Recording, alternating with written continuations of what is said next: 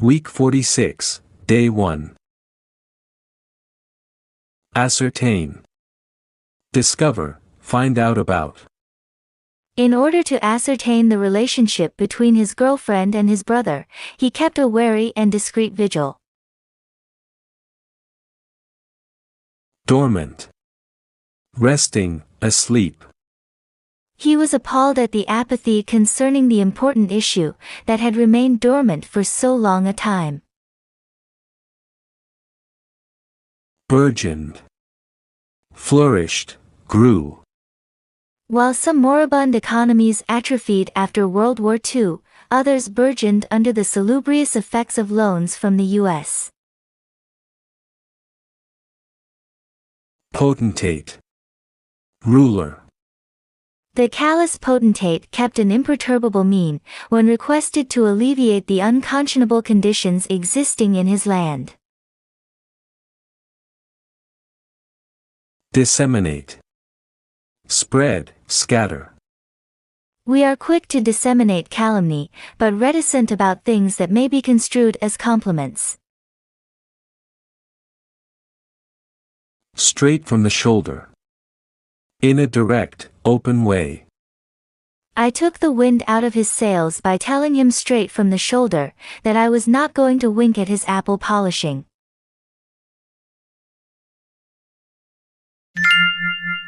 A mighty empire.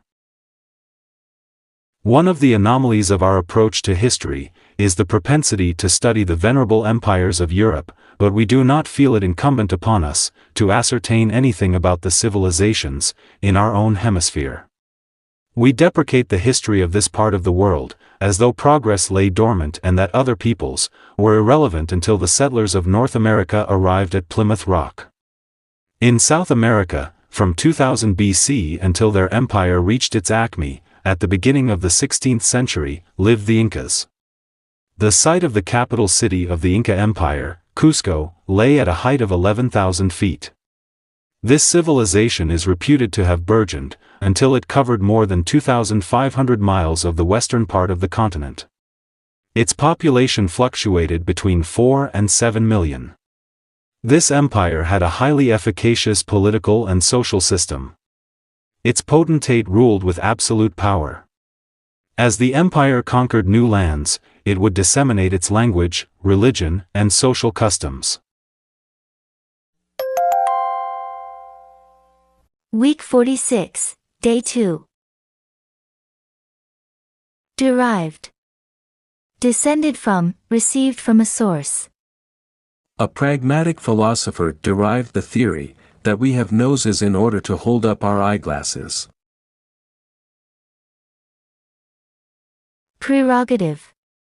An exclusive right or power. He gave his adversary the dubious prerogative of choosing the weapon by which he was to meet his inevitable end.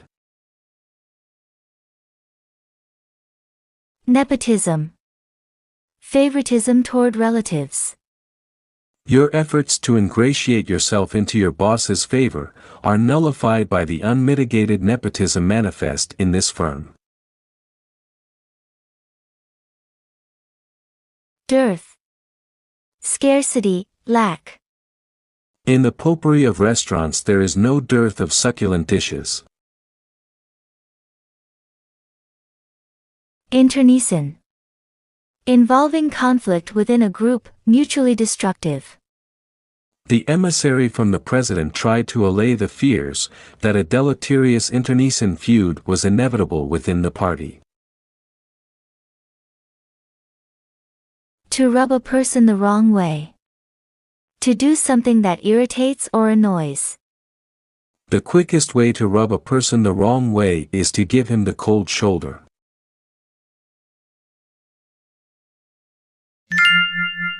A battle for power. The Inca emperor derived his prodigious power and authority from the gods. The paramount god was the sun god. It was from him the ruler passed on his prerogative, to rule to his most astute son. This nepotism had worked with great efficacy for centuries. The land holdings were immense, there were rich farmlands and llamas and alpacas for wool. Precious metals were plentiful: silver, copper, bronze, and the most sacred of all, gold. This metal resembled the sun god whom they extolled. There was no dearth of idols and ornaments hammered from this gleaming metal. There was always more gold coming from the mines to replenish the supply. At the acme of his power, the Inca ruler died without naming the requisite successor. In 1528, two sons began an internecine struggle for control. For the next 4 years the empire sank into the lassitude caused by civil war. Week 46, Day 3. Tyro. Beginner, novice. Although he was erudite about a copious number of things, he was a naive, callow tyro when it came to relating to girls. Sophistry. False reasoning or argument. Her sophistry made use of every glib artifice. Factitious. Sham, artificial. In the office he played the factitious role of a martinet, while at home he was filled with compassion. Encomium. High praise. The modest prodigy treated the fervid encomiums that followed his performance as though they were a mere bagatelle. Obloquy. Disgrace, shame, dishonor. John Wilkes Booth's egregious act remains an infamous obloquy. To draw in one's horns. To become cautious. He knew he was out of his depth, so he drew in his horns and quit the poker game.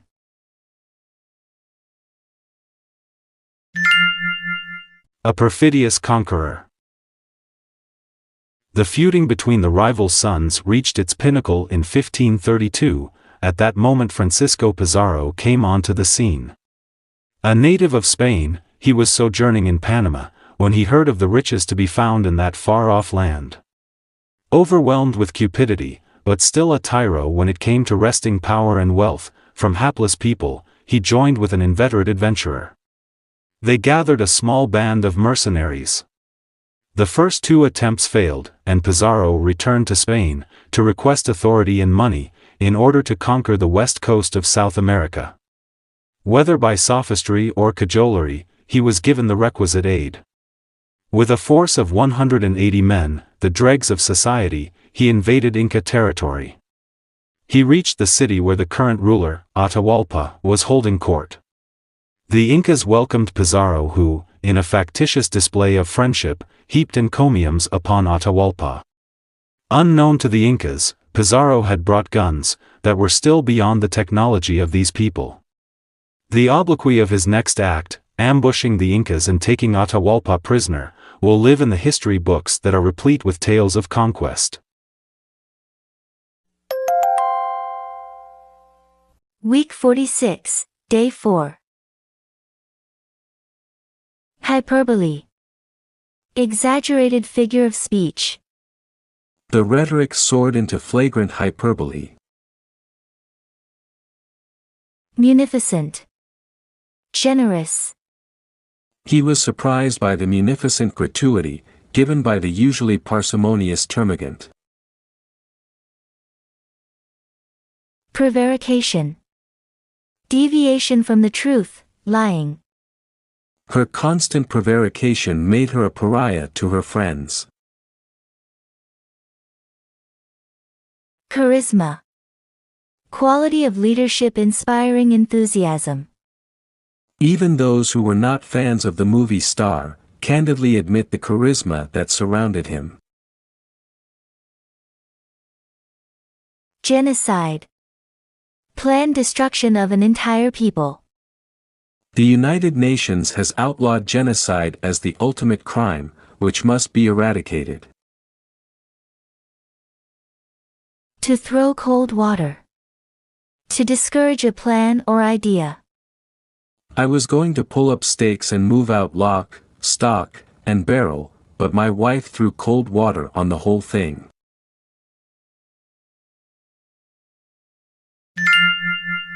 The end of an empire. The Machiavellian Pizarro held the captured Atahualpa for ransom. He was adamant about receiving a room filled with gold, to the height of a man's shoulder. This was taken as a hyperbole at first, but Pizarro knew the gullible Incas would be munificent when it came to rescuing their sacred ruler. They did not procrastinate, and a frenetic collection of gold took place. Pizarro, to whom prevarication was natural in dealing with the Incas, had no qualms about executing their ruler, as soon as he had the gold. The Inca Empire was moribund, but the charisma that surrounded Atahualpa was such that, after his death, the Incas fought on tenaciously in his name for several years. Eventually, superior weapons quelled all opposition. A policy of genocide was adopted by the Spanish conquerors, and almost 2 million of these proud people died in the carnage that followed. The saga of an ancient civilization thus came to an end.